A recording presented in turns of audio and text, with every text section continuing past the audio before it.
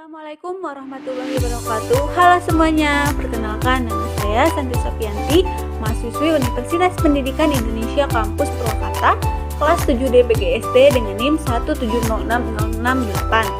Saat ini saya sedang melaksanakan KKN tematik pencegahan dan penanggulangan dampak COVID-19 di desa saya sendiri, Desa Bojongsari, Kecamatan Jepangkulon, Kabupaten Sukabumi, tepatnya di Kampung Lewinanggung, RT 7 RW 1. Saya dari kelompok 1 dengan dosen pembimbing lapangan Ibu Dewi Indriati Hadi Putri, SPD MT.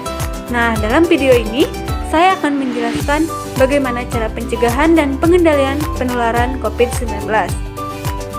Nah, teman-teman semua, sejak kasus pertama diumumkan pada tanggal 2 Maret 2020, penyebaran dan penularan COVID-19 terjadi dengan cepat di Indonesia.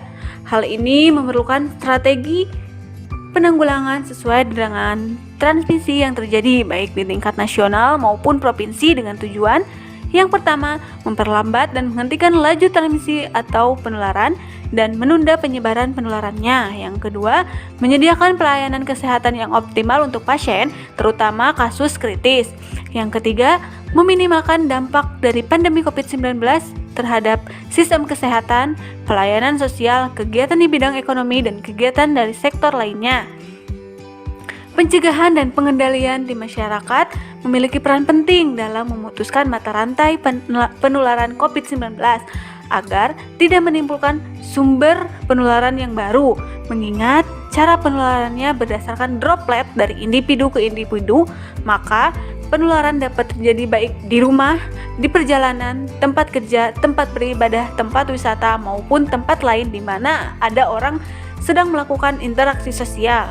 Prinsipnya, pencegahan dan penanggulangan COVID-19 di masyarakat dilakukan dengan pencegahan penularan pada individu. Penularan COVID-19 ini terjadi melalui droplet yang mengandung virus SARS-CoV-2 yang masuk ke dalam tubuh melalui hidung, mulut, dan mata. Untuk itu, pencegahan penularan COVID-19 pada individu dilakukan dengan beberapa tindakan seperti yang pertama, membersihkan tangan dengan teratur, mencuci tangan pakai sabun dan air mengalir selama 4-60 detik atau menggunakan cair antiseptik berbasis alkohol atau bisa dinamakan hand sanitizer minimal 20 detik atau sampai dengan 30 detik. Hindari menyentuh mata, hidung, dan mulut dengan tangan yang tidak bersih. Yang kedua, menggunakan alat pelindung diri berupa masker yang menutupi hidung dan mulut jika harus keluar rumah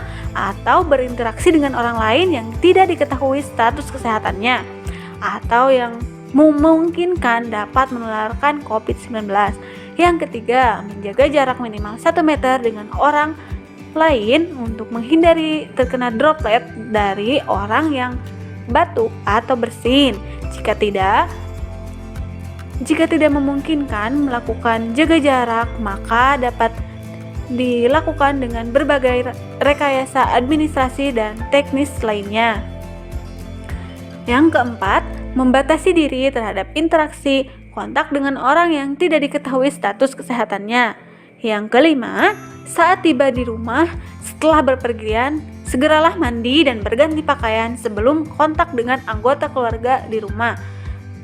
Yang keenam, meningkatkan daya tahan tubuh dengan menerapkan pola hidup bersih dan sehat atau PHBS seperti mengkonsumsi gizi seimbang, aktivitas fisik minimal 30 menit sehari, istirahat yang cukup, termasuk pemanfaatan kesehatan tradisional.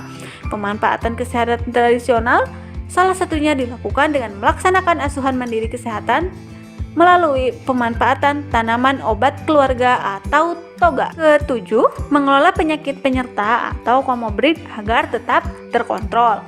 Kedelapan, mengelola kesehatan dan psikososial. Nah, kondisi kesehatan jiwa dan kondisi optimal dari psikososial dapat ditingkatkan melalui yang pertama, emosi pasif seperti gembira, senang dengan cara melakukan kegiatan dan hobi yang disukai baik sendiri maupun bersama keluarga atau teman, tapi dengan mempertimbangkan aturan pembatasan skala besar di daerah masing-masingnya. Yang kedua, Pikirkanlah hal-hal yang positif, seperti menjauhkan diri dari informasi hoax, mengenang semua pengalaman yang menyenangkan, berbicara pada diri sendiri tentang hal yang positif, responsif terhadap kejadian, dan selalu yakin bahwa pandemi ini akan segera berakhir.